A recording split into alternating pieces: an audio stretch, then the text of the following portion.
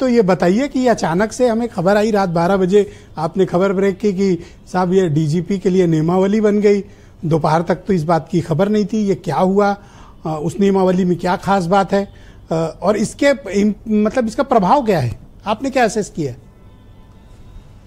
देखिए, जो डीजीपी पद को लेकर आज सवेरे से चीजें चल रही हैं, उसमें कैबिनेट में कल ये आई तो थी चीज, लेकिन इसकी जानकारी देर रात लोगों को प्रेस नोट के माध्यम से हुई।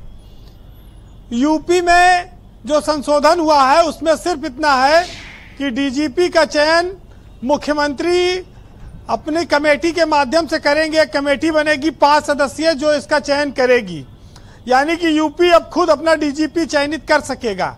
लेकिन वो डीजीपी 2 साल तक रहेगा ये क्लियर नहीं है।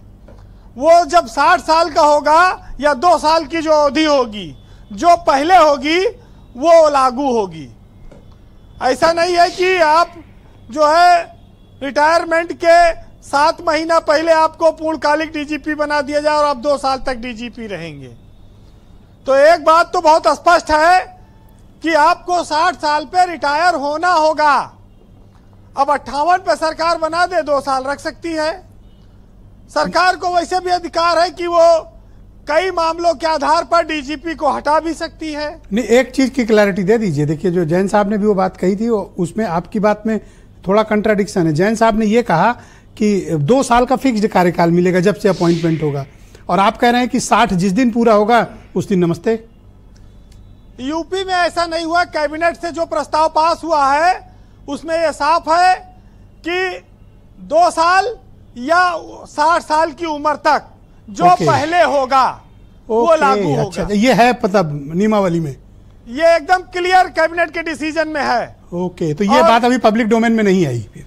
ये बात जनता के सामने नहीं आ पाई, और ये बात मैं आज इस बात को बहुत पुष्टि से, बहुत प्रमुखता से बात बता रहा हूं कि 60 साल या 2 साल जो पहले होगा वो लागू होगा। वो पूर्णकालिक डीजीपी बने, अल्पकालिक बने, कुछ भी बने। नहीं, आपकी खबर पे संदेह नहीं किया जा सकता। आप ये दावा इतनी क्लेम कर रहे हैं तो इसके पीछे वैसे ब्रजेश जी एक बड़ा तर्क आप ये देखिए कि डीजीपी 62 साल तक नौकरी करेगा और चीफ सेक्रेटरी 60 साल तक रहेगा। अरे क्यों तो झगड़ा लगा रहे हो? ये अजीब सा एक मुखिया, ये तो आप टेबल ही दूसरी तरफ टर्न। तब तो चीफ सेक्रेटरी को भी 2 साल मिलना चाहिए, 62 साल होना चाहिए। तो ये बड़ी एक विचित्रता सी स्थिति बनेगी। तो यूपी सरकार ने इस तरह का कोई फैसला नहीं किया है कि जो एक बार डीजीपी बनेगा वो 2 साल तक रहेगा, चाहे वो रिटायर हो जाए। रिटायरमेंट 60 जिस दिन होगा उस दिन उसको रिटायर होना होगा। जो पंजाब में सिस्टम बना है वो भी इसी तरह का बना है। वहां 7 सदस्यीय कमेटी है, यहां 5 सदस्यीय कमेटी है, बस अंतर इतना है। लेकिन ब्रजेश जी, यूपी पुलिस का जो मुखिया होता है वो देश के सबसे बड़ी पुलिस बल है। करीब 3 लाख से ज्यादा पुलिसकर्मी उत्तर प्रदेश में हैं जिनका वो लीडर होता है। जी वीरेन जी, संयोग से प्रशांत कुमार इनकाउंटर वाले अफसर माने जाते हैं जो आज डीजीपी हैं, और हाफ इनकाउंटर भी इन्हीं के उसरे जाता है शुरू कराने का, जिसमें पैर में गोली मारने का जो चलन शुरू हुआ वो प्रशांत कुमार ही इसके अगुआ है।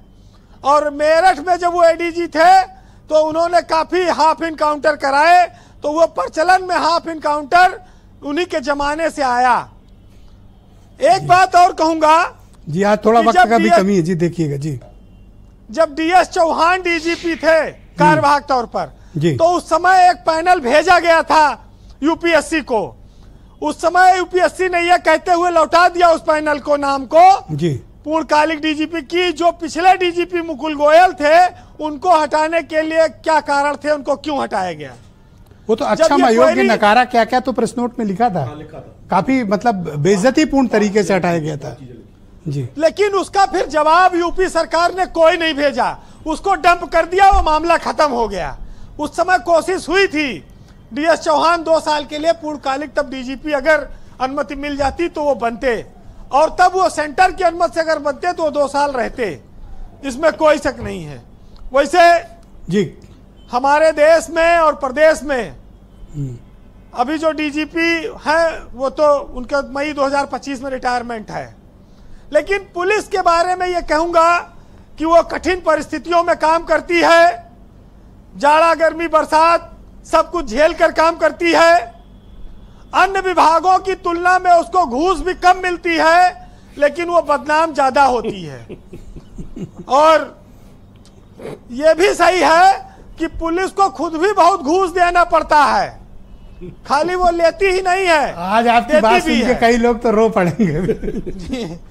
तो ये देखिए, ये सब एकदम यथार्थ सत्य है जी, इसको बदला नहीं जा सकता जी। और हम आज चर्चा जरूर डीजीपी पद की कर रहे हैं, लेकिन बहुत सारे विद्वान यहाँ ऐसे बैठे हैं जो इस बात से सहमत होंगे कि इस प्रदेश में कमिश्नरेट सिस्टम की भी समीक्षा होनी चाहिए कि वो कितना उपयोगी है और उसको लाने के पीछे जो मकसद था वो पूर्ण हो रहा है कि नहीं हो रहा है।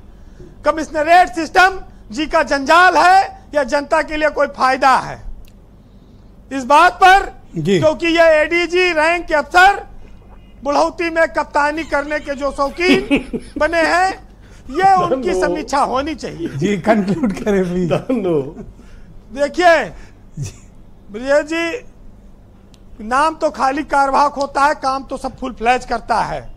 पूर्णकालिक डीजीपी होता है, वो एसपी की विजिलेंस पोस्टिंग करता है, वो कमिश्नर भी नियुक्त करता है, सारे अधिकार उनके पास हैं। लेकिन चूंकि जब बात आती है, चर्चा होती है तो होगी। ये जरूर है कि वर्दी का अपना गौरव है, ईमानदार लोग हैं, तमाम अच्छे अधिकारी भी हैं जिनको बहुत बार मौका नहीं मिल पाया। सुलखान सिंह भी बैठे हैं जो रिटायर होने के बाद भी बेबाकी से लिख रहे हैं, बेदाग जिनका जीवन रहा। तो ऐसे लोग भी हैं और ऐसे लोग भी हैं जो सोचते हैं कि क्यों फालतू में लड़ना भिड़ना, चलो रिटायरमेंट हो गया, घर चलो चुपचाप अपना काम किया जाए। तो पुलिस के लिए एक जरूर कहना होगा कि सैकड़ों अक्लमंद मिलते हैं, काम के लोग परचंद मिलते हैं, और जब मुसीबत आती है तो पुलिस के सिवाय सबके दरवाजे बंद मिलते हैं। बहुत शुक्रिया वीरेंद्र जी, बहुत बहुत धन्यवाद हमारे साथ जुड़ने के लिए। ग्राउंड जीरो से अपना फीडबैक, ओपिनियन और ऑब्जर्वेशंस